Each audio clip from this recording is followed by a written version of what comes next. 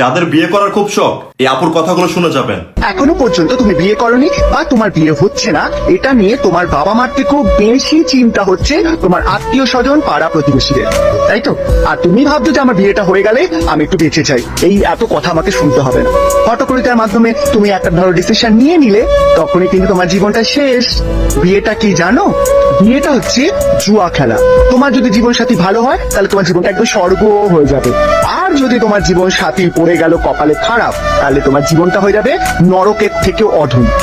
তাই ওই যারা তোমাকে বলছে বিয়ে বিয়ে নিয়ে সারাদিন কানে সামনে ঠাট্টাট করছে, তাদের কথা শুনে প্লিজ নিজের জীবনটাকে আর স্বর্গ বা নরকের জুয়ার খেলাতে চাপিয়ে দিও না, বুঝেছো? আমি এমনও দম্পতি দেখেছি যারা 10-20 বছর ধরে প্রেম করেছে, প্রেম করে বিয়ে করেছে, বাচ্চা হয়েছে, তারপরে গিয়েও বিচ্ছেদ হয়েছে। আবার এমনও দম্পতি দেখেছি যাদের দেখাশোনার বিয়ে হয়েছে মাত্র একদিনে, তারা কিন্তু 50-60 বছর ধরে পর্যন্ত এখনো সুখী জীবন কাটাচ্ছে। পুরোটাই জুয়া খেলার মতো। তাই হটকরিতার মধ্যে দিয়ে তুমি কিন্তু ডিসিশনটা নিয়ে নিও না, বুঝলে? বিয়ে প্রত্যেকদিন হচ্ছে, এটা সত্যি কথা, প্রত্যেকদিন কোনো না কোনো মানুষের বিয়ে হচ্ছে, কিন্তু কিসের সাথে কিসের বিয়ে হচ্ছে সেটা জানাটা খুব দরকার। রূপের সাথে কেরিয়ারে, বুঝেছো? এবার তুমি ভাবছো তুমি খুব রূপবতী, যে তোমাকে দেখলেই তোমার হবু বাড়ির থেকে হবু শ্বশুর শাশুড়িরা বলছে এক কাপড়ে আমি আপনার মেয়েকে নিয়ে চলে যাবো।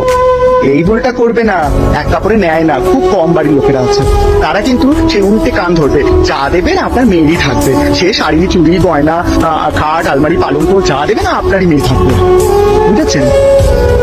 মানে কি বলবো, পণ্যাটাও একটা উল্টো ভাবে হয়ে গেছে, বুঝতে পেরেছেন?